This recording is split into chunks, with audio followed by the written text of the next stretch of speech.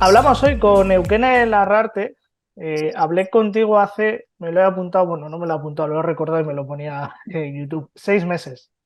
¿Qué tal? Ah, ya Te han volvemos a pasado molestar. 6. Pues mira, estoy bien, estoy empezando ahora, esta semana acabo de empezar con la ya pretemporada o bueno, como sea llamarlo. Y nada, bien, no diría que ya han pasado 6 meses de aquella última entrevista. Y te llamábamos o hablamos contigo por la pista porque venías de ser subcampeona de Europa con una medalla de plata colgada al cuello.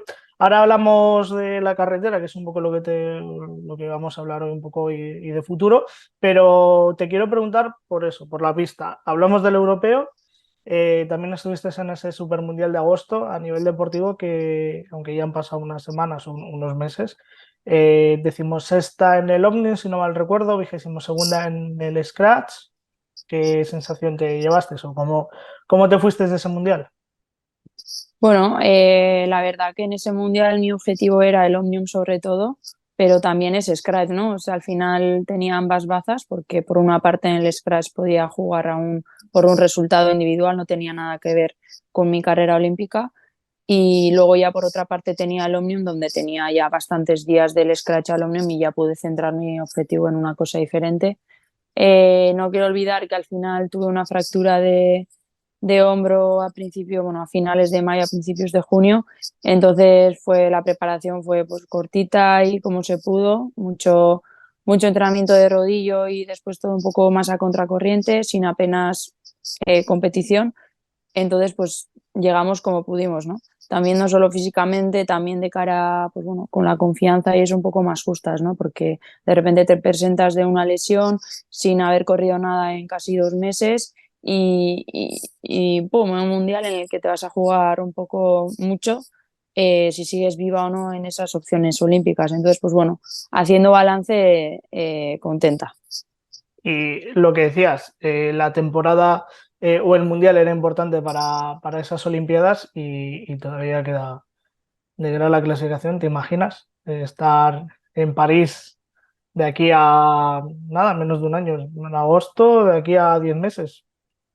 Sí, a ver, claro que me he imaginado, ¿no? Y ahora pues cada vez hay más preguntas acerca de eso y bueno, por una parte pues estoy bastante cerca de cumplirlo, pero bueno, casi que dependo de mí para conseguirlo y eso me hace sentirme segura y me pone nerviosa a partes iguales, ¿no? Ahora el solo pensar que no lo consiga pues será una gran decepción para mí, pero bueno, tengo que enfocarme en las pruebas en las que me la voy a jugar, que son el Campeonato de Europa en enero y las Copas del Mundo en los 2, 3 meses siguientes. Y nada, ahí ya pues tendré una respuesta y pues sí, claro, creo que todo ciclista o deportista sueña con unos Juegos Olímpicos, ¿no? Mm. Sobre el Mundial, eh, ahora te pregunto en general por la pista. Lo hablamos con Meritxell Figueras justo después del Mundial, en este caso mountain bike. A mí el Super Mundial me pareció un acierto, mm, porque era una semana, o yo no me acuerdo si fue una semana o 2 semanas, que eran unos minijuegos olímpicos solo del ciclismo. Te decía, un montón de disciplinas. A nosotros nos permite el estar todas las disciplinas juntas, poner el foco, ¿no? En esa semana. Pero vosotras o los deportistas, ¿cómo vivisteis?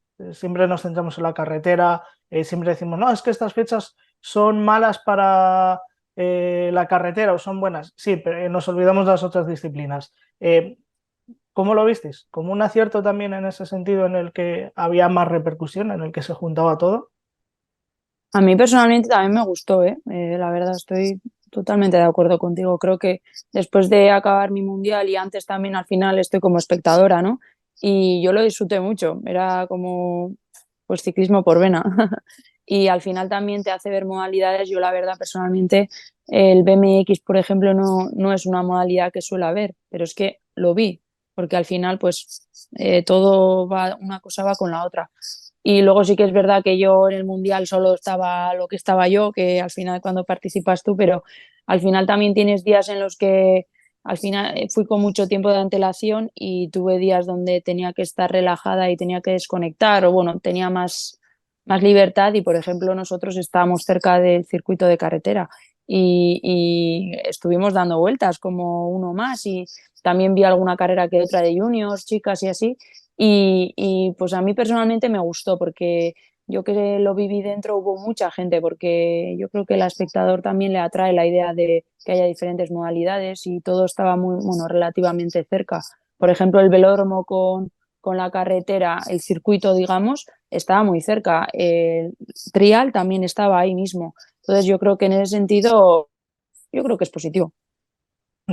Yo, ya te digo, lo voy a confesar, descubrí alguna modalidad, como tú el BMX probablemente, y descubrí que, ostras, que en España somos potencia en X modalidad, que de normal no es que no quieras, sino que el tiempo que tenemos pues es el que nos da y muchas veces te obliga a centrar la atención. En cuanto a la carretera, estuviste compitiendo todo el calendario, bueno, hasta tu caída, hasta tu lesión. Bueno, ya hablamos de esto en su momento, pero por recordarlo un poco, ¿qué análisis o qué te llevas un poco hasta 2023? Pues en cuanto a carretera, sí que es verdad, bueno, es que en general, tanto pista como la carretera anda un poco de un lado a otro, saltando de una competición a otra y está un poco en casa, ¿no? Me Incluso acuerdo que esa, la otra vez que te entrevistamos, hablamos contigo, no, que ahora no puedo porque me voy, no sé si te ibas a la otra parte del mundo, no recuerdo el país. Ah, no sé cuántos kilómetros habrás sumado en avión y en viajes este año, pero supongo que muchísimos. pues sí, la verdad que sí. Entonces, pues ya te digo, de un lado va para otro, pero sí que es verdad que al principio me sentí muy bien. En febrero me acuerdo de esa semana valenciana donde me encontré súper bien, hice la undécima, creo que también en una etapa estuve cerca de estar ahí en ese top ten y me vi bien, ¿no? Pero luego de ahí, a partir de los viajes que hice al Cairo, a Indonesia y demás, también me empecé a sentir un poco mal, que a posteriori hemos descubierto que he tenido un bicho, digamos, intestinal dentro y hasta después del mundial no he podido tomar el antibiótico adecuado para poder quitármelo y bueno, al final pues se suma todo un poco y de ahí sí que es verdad que en carretera este año no encontraba la chispa, el pedaleo, al final también a veces ocurre, luego creo que la mala suerte tampoco me ha acompañado, pero bueno, sí que es verdad que tuve la oportunidad de hacer muchas carreras en mayo, todas las del calendario español y luego me quedaba ese Giro de Italia, pero con la lesión que tuve pues no pude optar y después sí que es verdad que nuestro equipo a partir del Giro aparte de dos carreras o así que hicieron en verano, ya no hemos tenido más calendario y ya se me acabó allí. Voy a recapitular un poco porque hemos dicho, decimos sexta en el Omnium, 22ª en el Mundial, después de una lesión y después de tener ese bicho, ¿no? De tener hasta, bueno, después no teniéndolo, que hasta después del Mundial no has podido solventar el problema. Una Eukene al 100%, top 10 mínimo. Incluso te vamos a pedir No, top 5. no, a ver, yo sé dónde estoy y sé que, por ejemplo, a día de hoy quinta en el Mundial en Omnium puede pasar, pero igual todavía no estoy ahí porque al final creo que hay un corte ahí que son las 8 o 7 primeras, donde ya es gente que está en el World Tour, en carretera, y en la pista se nota, al final tienen otro puntito más que yo, si no estoy en un World Tour, pues necesito más años para poder llegar a ese punto. Creo que podía haber hecho un top 10 en París hace 2 años, 3 años ya eh, ya hice un duodécimo puesto, entonces yo creo que este año estando mejor podía haberlo hecho, pero ya te digo, al principio también tuve un par de fallos en la primera prueba, no acerté con el desarrollo, hice un gran error, pero creo que también es consecuencia que no hemos estado corriendo, entonces no tenía muy buenas referencias ni confianza para meter un desarrollo o lo otro, y luego sí que fui remontando, pero bueno, al final es lo que me salió en frío, dejé a contrincantes de carajos detrás y es con lo que nos podemos quedar. Ahora te voy a preguntar ya por el futuro, pero te prometo que es la última que te hago de pista. ¿Cómo se vive o cómo es un referente como Lotko Kopecky, que yo creo que después de su tour, de su podium, sorprendente, porque yo creo que sorprendió campeona del mundo en ruta, aunque eso pasó después, en la pista, ahora que hablas de las World Tour. Sí que es verdad que hay muchas corredoras World Tour que están en la pista, pero es un poco sus oros, su dominio. Es bueno eso también, ¿no? Que un referente en el Tour, porque el Tour es el Tour, Sí. que salte a la pista. Pues sí, yo además te voy a contar que la conocí en 2016 porque era mi segundo año en la bici y fui a unos europeos de pista como junior de segundo, y en Montichiari me acuerdo que era, yo era junior y ella era sub-23 y ganó el Omnium sub-23 y lo ganó con una pata. Y yo ya me fijé ahí, joder, esta belga, no sé qué, y a partir de ahí es como que me he quedado con su nombre, ¿no? Yo al final, normalmente los que hacemos pista ya en invierno empezamos a descubrir a gente que luego empieza a despuntar en el calendario en carretera, ¿no? Entonces somos como los primeros que a veces un poco descubrimos a la gente. Entonces el Lotte Kopecky, y cuando ahora parece que en el último año o 2 años han empezado a descubrirla, nosotros ya la vimos en la pista que era una bestia y para mí es positivo. Además ahora haciendo el tour que hace, las carreras que gana en carretera, que siga ella amando la pista y lo siga haciendo y que su objetivo sean los juegos de pista y también en carreras internacionales me encuentre con ella, para mí ha sido una gran referente, pero desde el principio y que ahora lo siga siendo para más gente, pues como tú bien dices, porque en un tour ha hecho lo que ha hecho, que para mí es una bestialidad, pues sí, es muy importante para mí una figura como ella. Sí, que he dicho yo que había saltado de la ruta a la pista, pero no, es al revés. Ella ya venía compitiendo en Mm. pista. Lo que pasa es que pues, su rendimiento en carretera le ha dado quizás esa amplitud y le ha dado precisamente en ese mundial que la gente igual la reconociese más. Y de cara a 2024, que nos esté viendo y no lo sepa, lo contamos rápidamente. Va a haber ese cambio de normativa en España que va a hacer que los equipos tengan una estructura más profesional, equipos de categoría continental, una normativa que va a haber en España, en Francia, lo que pasa es que no sé con las mismas particularidades y ahora no sé si lo va a adoptar algún país más, son los dos que ahora mismo tengo en mente, sobre todo España, que es el que nos importa, y que eso va a limitar, va a hacer bueno, que a ver de esos 8 equipos continentales que había en España, ¿cuántos van a salir? A día de hoy creo que confirmado solo tenemos laboral. El día de hoy confirmado de que sepamos de que va a salir, ¿no? Entonces, bueno, en este caso, Eukene Larrarte, ciclista de Vizcaya, ¿cómo es tu situación o cómo es vuestra situación ahora mismo? La tuya personal, ya no del equipo, porque me entiendo que el equipo, pues lo hablamos un poco antes de entrar, ¿no? Que los equipos estén ultimando sus papeles, que estén haciendo sus... Entonces, bueno, que esa vosotros no sepáis, pero la situación de la corredora, Pues bueno, yo en cuanto supe que, bueno, Agurzane nos dijo que teníamos total libertad, pues bueno, yo también empecé a buscar alternativas, ¿no? Y sobre todo, o sea, yo quería ir al extranjero, ¿no? Quería ver otro tipo de carreras porque, bueno, sí que es verdad que a veces en España el calendario español es un poco sota caballo rey y quería ver un poco otro tipo de calendario, ¿no? Por ejemplo, cuando en mayo estamos corriendo la Itzulia, pues paralelamente están corriendo Bretaña y hay otro tipo de carreras que son de otro tipo, que no es tan perfil escalador, por ejemplo, que no va conmigo, ¿no? Y quería ir a equipos donde tuvieran ese calendario B o de una segunda alternativa, digamos. Y también porque, bueno, la universidad la acabé el pasado año, entonces este año sí que me quedaba más liberada en ese sentido, ¿no? De poder irme al extranjero porque no tenía que ir a clases presenciales. Y nada, pues por mi parte he intentado encontrar equipo, no he tenido, ya no es que me hayan dicho que sí, es que directamente no logras mantener un contacto porque ni contestar. Creo que hoy en día los representantes en el ciclismo femenino también están cobrando pues mucho, tienen mucho poder.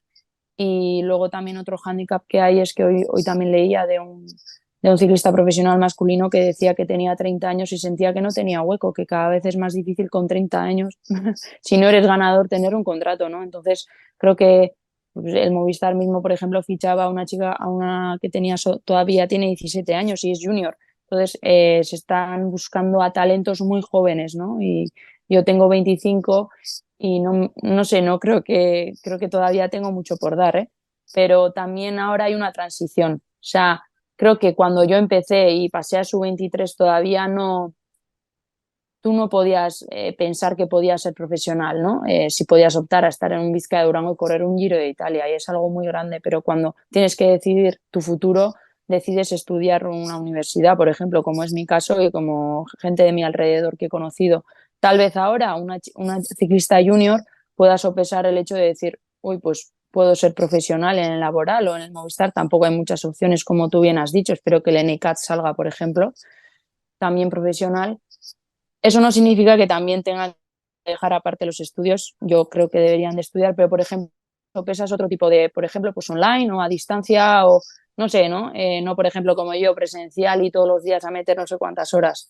Entonces, pues está habiendo cambios y no sé si todos son positivos, tampoco son todos negativos, pero creo que hace falta como una balance, ¿no? Si metes una medida, también creo que hay que contrarrestarla con otras.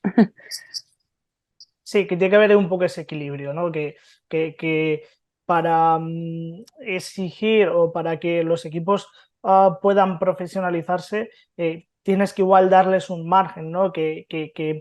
Bueno, que vayan todo en el mismo sentido equilibrado. No, me lo decías anteriormente y no es tema de equipos, es tema de carreras, pero no es la primera feedback que recibo de ese estilo. Decís, no, es que la mayoría de las carreras aquí son sota, caballo y rey. Quizás pecamos también de, no sé si de vender o por lo menos de tener lo que dices tú, carreras escaladoras, donde si en tu caso no eres escaladora, pues sabes que hay carreras en las que vas a pasar y ya está. Y que si esa misma vuelta por etapas, llámese X, no pongo un ejemplo en concreto, ¿no? Porque lo que dices tú se repite.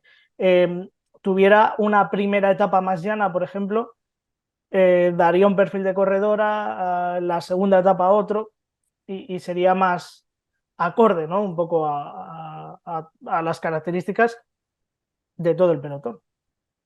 Ya digo que Sí, no es pero el bueno, único feedback que me llega de ese estilo. sí, yo por ejemplo ahí tengo una referente, por ejemplo, porque a ver, Ane Esteban o Mario García son referentes, pero a ver, personalmente no son mi perfil. Entonces, en ese sentido, por ejemplo, una Sandra Alonso puede ser, por ejemplo, un ejemplo donde ha pasado por el Vizcaya y ha dado un salto de calidad yéndose a otro equipo de extranjero y creo que se asemeja más a mi perfil, que no es escaladora. Pero también creo que todo esto va relacionado con la mentalidad que hay en España, ¿no? No creo que se impulse a hacer otras modalidades, ni pista, ni ciclocross, ni nada, cuando, por ejemplo, internacionalmente es lo que ahora se está llevando, se está impulsando a hacer. Entonces creo que al final una cosa lleva a la otra, ¿no? Entonces, si la mentalidad es escalador, escaladora y tal, pues las carreras que pones también los pones en ese perfil. Por ejemplo, no hay más que ver simplemente unos campeonatos nacionales, el perfil que llevan teniendo en los últimos años. Entonces, no lo sé, creo que no existe ese abanico en España y ya veremos en qué queda, porque, por ejemplo, tampoco veo que haya ahora mismo, en los últimos años, todas las corredoras estábamos en equipos continentales, entonces nos ceñamos a un calendario internacional y hemos dejado un poco aparte por la Copa de España, los torneos euskaldunes que había en el País Vasco. Y, por ejemplo, yo hablaba con Naya Mangas, que es una ciclista amateur del Zatica, y me decía, Eukene, es que ¿qué hemos corrido este año? Como amateur, ¿qué carreras he tenido? Y digo, es que tienes razón, ¿qué ha podido correr? Pues las Copas de España y los Euskaldunes han bajado mucho. Hay carreras en las que ha habido 20, 20 ciclistas de pelotón. Entonces, ahí también creo que, no sé, igual la casa se está empezando por el tejado, también puede ser. Entonces, no lo sé, yo sé que estamos en un periodo de cambios que son para bien, pero hay que estructurarlos. Eh, Porque has tocado otro tema que es el calendario amateur. La alternativa que hay si los equipos no consiguen pasar el corte es que sean élite sub-23, que sean amateur. Pero, ¿con qué calendario? Sí, no solo eso, ¿no? No es como en chicos, a ver, no quiero comparar porque, a ver, tampoco son situaciones iguales, pero sí que es verdad que en chicos tienes una categoría amateur, que creo que también les está, ahora mismo en chicos está pasando lo mismo de cada vez más juniors suben directamente a World Tour y la categoría amateur está en peligro, pero sí que es verdad que tienen un campo amateur donde son todos amateurs, no corren con profesionales y de ahí pueden dar el salto. En cambio, en chicas, ¿cuál es el salto? De una Copa de España difícilmente alguien salta fuera al Cofidis, por poner un ejemplo. Entonces, en chicas profesionales internacionalmente también, donde fichan las World Tour, es desde las continentales, que no son profesionales, pero están corriendo internacional, y ahí es donde las ven. No hay una liga casi nacional donde fijarse. Si tú te fijas, los fichajes que se están haciendo son de World Tour a World Tour un continental bueno, que casi es una chavala que está ganando carreras, o que ha corrido con profesionales y ha hecho top 10 en la general de no sé dónde, ¿entiendes? Entonces eso también es muy complicado en chicas ahora, hacer una Copa de España y de ahí poder subir. Sí, porque ese nivel, pues, no lo hay, no hay Mm, porque, o esa repercusión, ¿no? De, ostras, Eukene ha ganado 3 citas de la Copa de España, tener esa repercusión en Cofidis o en Francia, en Bélgica, no hay sí, esa por repercusión. poner un ejemplo, sí. Por ir cerrando, porque esto nos daría para hablar muchísimo tiempo. Sí, A nivel particular, te pregunto cómo está la situación. Ya me has dicho muy complicada. A día de hoy te planteas, porque tú estás, ya nos lo has dicho, a la vuelta de enero-febrero, tienes citas muy importantes que de eso dependerán los juegos. Y el que estés compitiendo en carretera al final te ayuda. Además, en tu caso, ocupas plaza de especialista, si no me equivoco, no tengo muy clara la sí. normativa, pero bueno, que es una de esas plazas extras que pueden ocupar los equipos.